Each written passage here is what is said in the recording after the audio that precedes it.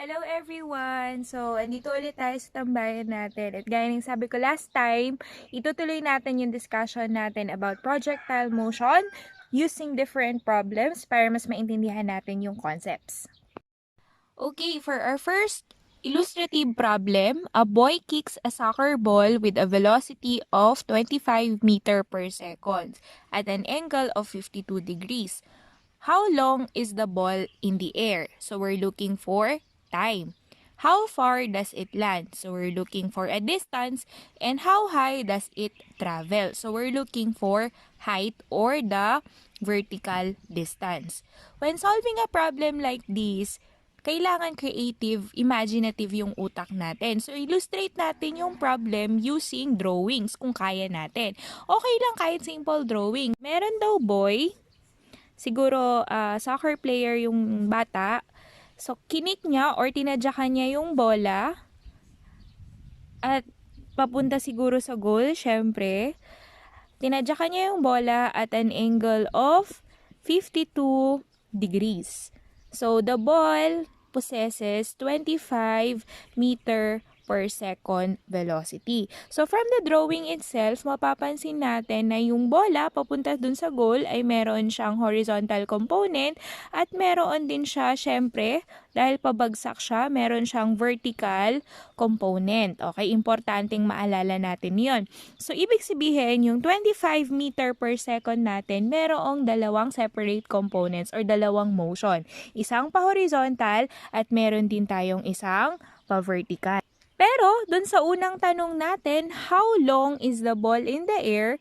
Tinatanong tayo kung ano yung time kung saan itong bola na ito ay nandito sa point na ito, papunta sa point na ito. Gaano siya katagal nag-travel papunta dito sa point na ito? So, kailangan muna nating hanapin yung components ng ating 25 meter per second. So, kunin natin yung kanyang horizontal component at kunin natin yung vertical component. So, V cosine theta. Okay. So, kukunin natin yung trigonometric function natin na cosine. This is now for our Vx. Okay? So, Vx is equal to V cosine theta. On the other hand, we use the trigonometric function sine theta. Kasi yung angle natin, kung makikita natin, ito yung dalawang gagamitin natin. Alright. So, we just substitute Vx is equal to 25 meter per second cosine 52 degrees. And then, Vy is equal to 25 meter per second sine 52 degrees.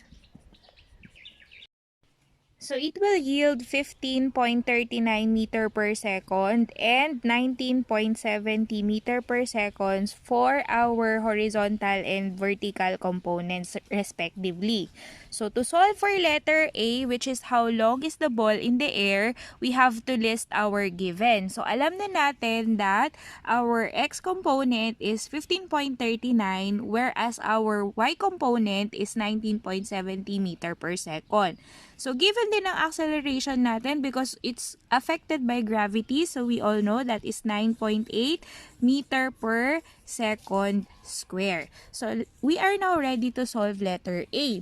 Balikan natin yung illustration natin. So, dito, ang tinatanong is ano yung time ng bola na nasa ere. So, from this point, nung nasa baba siya, hanggang sa bumagsak ulit siya sa baba. So, what will be the displacement using that? So, ang displacement natin, dahil bumalik siya sa pinanggalingan niya, which is down to down, okay, ang displacement natin will become 0 meters. So, we're also looking for time doon sa ating problem letter A. So, anong formula ang gagamitin natin na meron tayong V, meron tayong A, meron tayong D, at meron tayong T? So, pwede natin gamitin yung formula na D is equal to VIT plus AT squared over 2 kasi present lahat ito. At VI po ang gagamitin natin kasi itong Y na 19.70 is actually initial. Dahil nung tinadyakan ng bata yung soccer ball ay 25 meter per second yung kanyang speed agad yung bola. So we have it broken down into its components. So ito yung VIY natin. So we can actually plug it in our formula which is VIT plus AT squared over 2. So we just substitute 0 meter is equal to 19.70 meter per second times T plus negative 9.8 meter per second square times T square over 2. Okay? Solve lang natin further. 0m is equal to 19.70 meter per second T plus negative 4.9 meter per second square T square. So, in here, lipat natin sa kabilang side to. So, 0 naman na to. Matatanggal na to. Pwede na nating tanggalin. So, this becomes negative 19.70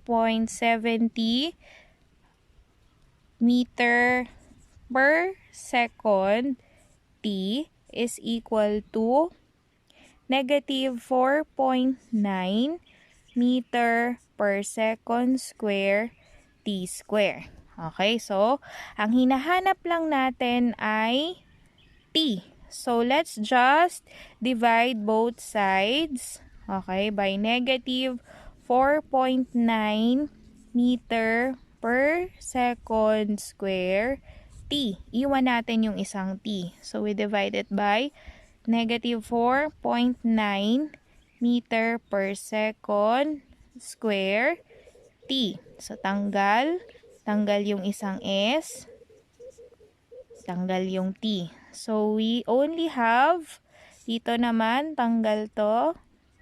Okay, canceled out. So, meron tayong naiwang isang T. So, we have 4.02 seconds. So, itong 4.02 seconds natin, ito yung time na itong bola na ito ay nakarating dito. So, the total time the ball is in the air is 4.02 seconds. Ngayon naman, hanapin natin yung letter B. How far does it land? So, gaano kalayo yung na-travel ng bola mula dito sa point na ito, papunta dito sa point na ito. So, gaano kalayo ito? So, this is your range. Tandaan ninyo ha, the projectile's range. So, we now have our formula para mahanap yung distance. D is equal to velocity times time. So, na-compute na natin yung time kanina. Ang time natin ay 4.02 seconds. So, we just look for the range. Para hindi tayo malito, gamitin natin dx. Okay, so we have, our v is actually, yung x component ang gagamitin natin. So, we have 15.39 meter per second times our time. Okay, yung time natin kanina, pansin natin from this to this. Okay, so yun lang din yung ipa-plug in natin na time dito. So 4.02 seconds. So we have dx. Cancel out natin. Ano yung maka-cancel out natin is s. So it will give us 61.88 meters. So, yung layo mula this point to this point is equal to 61.88 meters. Okay, we're ready to solve letter C, which is how high does it travel? So, sabi natin kanina, kukunin natin yung highest peak na kung saan narating yun nung soccer ball natin. So, balikan natin yung ating problem kanina, yung illustration natin. Hanapin natin yung highest peak. So, malamang it's actually doon sa gitna. Kasi usually, pag narating natin yung gitna, dito yung pinakamataas at saka dito yung momentarily nag-i-stop yung bola natin before it proceeds to its descent. So at this point, gagamitin pa rin natin yung formula natin kanina, which is D is equal to VIT plus AT squared over 2. Kasi kompleto naman tayo. Meron tayong D, which is yun yung hinahanap natin, yung height. Okay? Pwede nyo rin tong isulat na H kung gusto niyo or pwede nyo siyang isulat na dy. Okay? D sub Y. Tapos, meron tayong initial velocity. Again, ang gagamitin natin dito is yung component natin na velocity for the vertical. We have 19.70 meter per seconds. For the time, pansinin natin, yung na-solve natin na time kanina, yung na-solve natin na time kanina na 4.02 seconds ay buong flight nung bola from the horizontal to horizontal. Ngayon, dahil ang tinatanong is highest peak, divide natin sa 2 yung 4.0 natin. Kasi sabi natin kanina halfway bago siya bumagsak. So, we divide our time into 2. So, 4.02 will give us a half time. Sige, sulat natin. Half time, which is 2.01 seconds. So, ito po yung half time na gagamitan natin. So, we are now ready to solve. So, dy is equal to 19.70 meter per seconds times our time, which is 2.01 seconds plus negative 9.8 meter per second square times 2.01. Nag-substitute lang tayo. So, dy is equal to our initial velocity is 19.70 meter per seconds times our half time, which is 2.01 seconds plus negative 9.8 meter per second square times the square of our half time, which is 2.01 seconds square over 2. So, 19.70 meter per second times 2.01 seconds. Cancel out na natin yung seconds. It will give us 39.4 meters plus negative 9.8 meter per second square. I-square natin to. So, we have 4.04 s squared over 2. So, tuloy lang natin. 39.4 meters plus negative 9.8 times 4.04 will give us 39.59. Cancel out na natin yung s squared.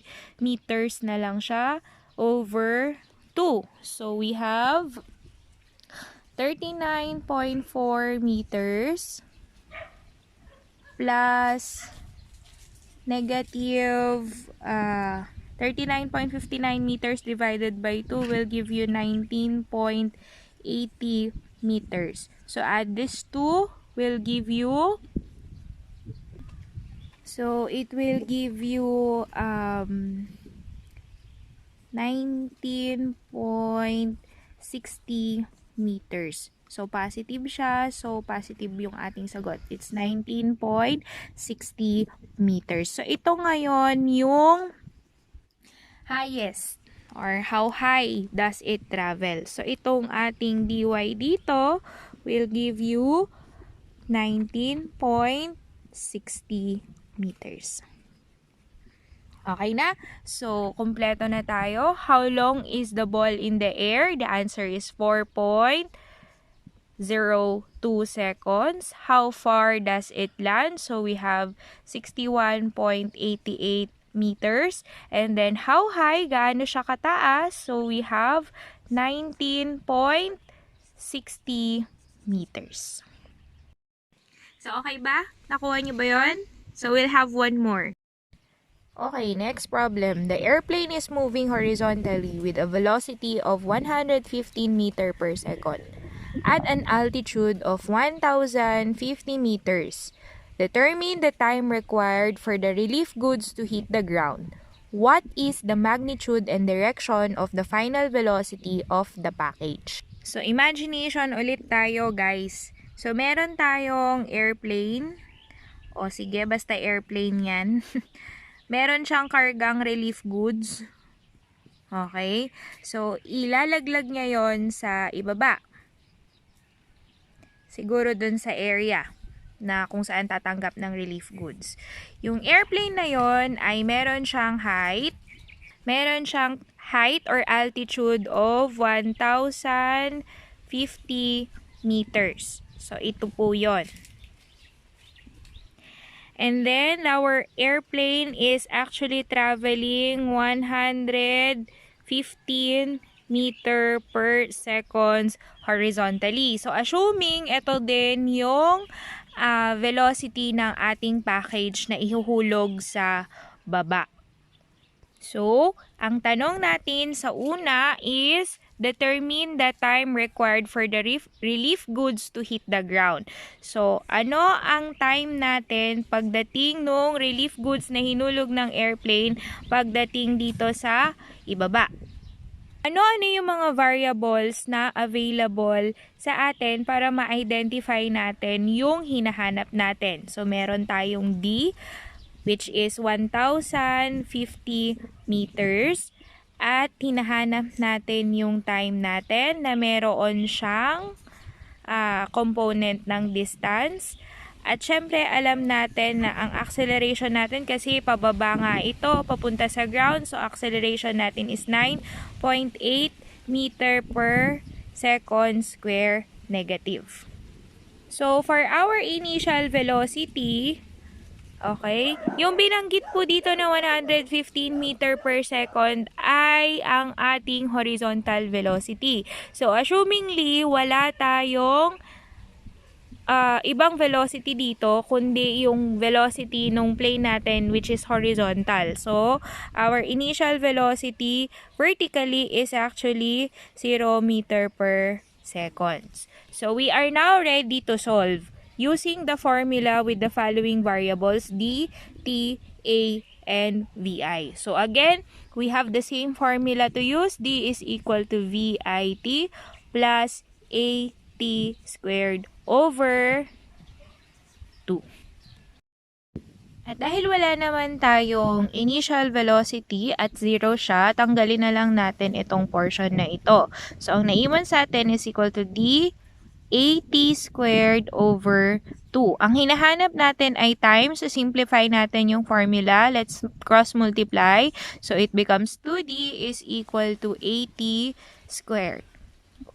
Okay? So, kailangan natin IT. So, divide both sides by A. Ang pandi-divide natin palagi ay yung gusto nating mawala dun sa ating equation. So, cancel out natin yung A. Ang naiwan is T squared is equal to 2D over A. Pero hindi natin kailangan yung T squared. So, let's square both sides. Okay? So, we have T is equal now to square root of 2D over A. So, we're ready to plug in our given. So, we have T is equal to square root of 2. Ang ating distance, yung ating height is 1,050 meters over our acceleration due to gravity, which is 9.8 meter per second square. Okay? So, it will give us 14.6 seconds. Okay? So, this is now our time as the relief good touches the ground. So, meron tayong a total of 14.6 seconds. Sige, mag-proceed tayo dun sa pangalawang question. What is the magnitude and direction of the final velocity of the package? Balikan natin yung given natin kanina. Nahanap na natin yung time natin. Okay. So, yung time natin kanina is 14.6 seconds. So, mula dito, papunta dito, the total time it needs is 14.6 seconds for the package to reach the ground. So, meron na tayong time. Ano yung hinahanap natin sa second question? We're looking for the final velocity of the package. So, meron naman na tayong mga given dito. So, we have time. So, ano yung pwede nating formula na merong BF? Pwede nating gamitan ng acceleration at saka ng initial velocity at saka ng time natin. Okay, so we have A is equal to VF minus VI over T. Kompleto ba tayo nito? Yes. All we have to do is to derive our formula. So, cross-multiply. So, cross-multiply natin. AT is equal to VF minus VI. Let's transpose VI to the other side. So, we have VF is equal to VI plus AT. Okay? So, meron na tayo niyan. We just have to plug in our given. So, 0 meter per second plus negative 9.8 meter per second square times our time, which is 14.6 seconds. So, cancel this out. Pwede na nating tanggalin yan. So, okay, so having this, we will obtain a final velocity of negative 143